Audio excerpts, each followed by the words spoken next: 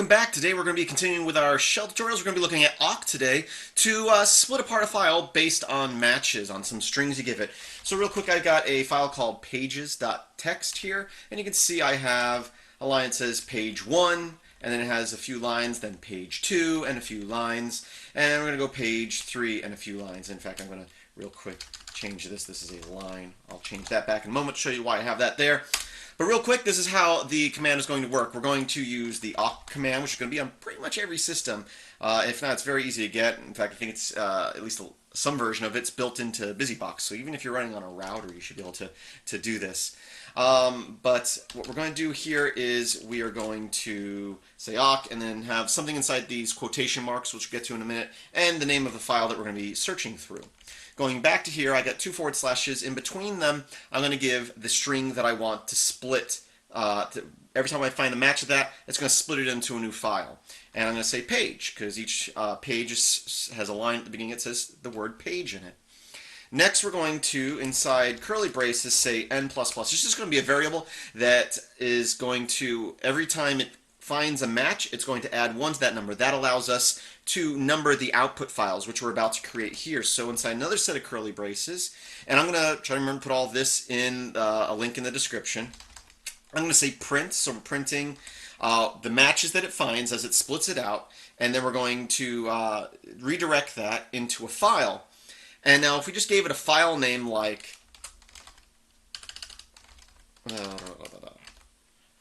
output.txt, it would save the first page and then override that with the second page and then override that with the third page, so forth and so on. So what we're going to actually do is use that variable we created. And so we're just going to throw the n in there. So now it's going to find the first page, the first match, and the lines that go with that, and put it in a file called output1.txt. Then it's going to find the second match and put all those lines in a file called output2.txt, so forth and so on. It's going to add and add and add to that. So let's go ahead and write that, hit enter. If I wrote everything right, no errors. Let's list out our files now, and as you can see, we have our original file called pages.txt, but then we have output1, output2, output3 text. So let's go ahead and cat each one of those out. Output1 has everything page 1, output2 has everything from page 2, and output3 has everything from page 3. Let's go back in, let's remove all those files. Even if we didn't, we would override them next time we ran that. But let's go ahead and remove them just to clear things up. So now we just have our pages.txt. Let's go into that and change this part back to say page. This will be a problem. So we're going to run our awk command again. But this time, instead of getting 3 output files, we have 4. And the first one here just has the line page 1, where page 2, output 2, has the lines for it, and that's because it's looking for a match of page, which is on this line. So that's problematic. So you need to think as a programmer, what is really going to be unique about the lines that I want. So what you could do is you could, let's go ahead and remove all our output files again, go back into our, don't need to go back into, but we'll go back to our awk command, and instead of page, I'm going to put a little caret symbol page, and that means find any line that begins with the word page. We'll go ahead and hit enter. If we list it out now you can see we have output 1, output 2, output 3, just as we did the first time, and they do display properly. Let's go ahead and remove all those and change our initial file again,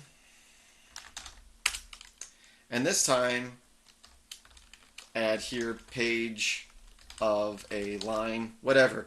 So giving a line that begins with a page that isn't a new page.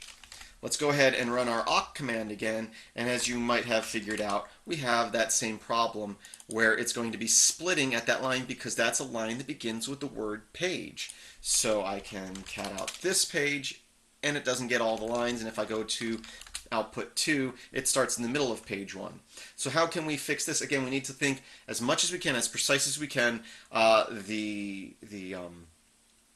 what's as unique as possible as we can for our new pages. So what we could do, let's go ahead again, remove our output files and go back to our awk command. What we could do is this should work, and now we list, and you can see that we have our output files, and if I cat those out, output 1 looks correct. output 2, output 3.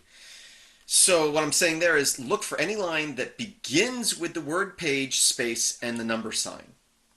You still might have a problem if that appears somewhere in your text, but at that point, you've pretty much run out of options, and it just comes down to proper formatting of your file. So that's something to think about as well. When you're creating documents, you want to format them in a way that makes sense. But in this particular case, this is the best option we can come up with. But again, as a programmer, you need to think, if you're one creating a document, definitely think about how it's formatted. Make page identifiers, any other thing that's unique, titles or whatnot, make them unique in some way that is going to be different than other parts of the document. If you're working with just text that you've pulled out of somewhere, you got to figure out what works best for your option. I guess at this point you could say page space number and a numeric number, but that might show up in the text too. Why would they have a number symbol there if the next thing isn't a number? You could also maybe search for a number of words in the line, and if there's more than two, more than one space in that first line, then you can ignore that as well. But that's getting more complex than what we're talking about in this tutorial. I hope you did find this useful. Again, I'll try to remember to put a link in the description to the examples. Oh, I want to give you another example that I'll put in the description. Let's go ahead and remove our output. But this is an actual text file that was generated based on file names. I forget what it was for. It's a long time ago. This is just in my notes. But I'm going to go ahead and download this from Pastebin. And again, this will be in the notes in the description of this video. I was going to download this file, and I named it original.list. And there you go. We have this file. Let's go into it. And it has a title for each section, and each section has a different title, and they all have semicolons in them, or not semicolons, colons in them, and then a list of file names. And again, so long ago that I generated this list, I'm assuming this is the number of pages in the file. And you can see we just have a few different sections. There's a really long section here, and then another section. So we have at least 3 sections here: final, no, and exam. Let's go ahead and see if we can split these up, again using that same awk command. And instead of page, we know that in this particular file, what's unique about each of those lines, because they have different titles, is that they have a colon in them. So let's go ahead and run that. List out. We have oh, I did the wrong file. Let's go ahead and remove our output. I'm like, that didn't work right. It's because I was looking at my pages file, which doesn't have any colons in it.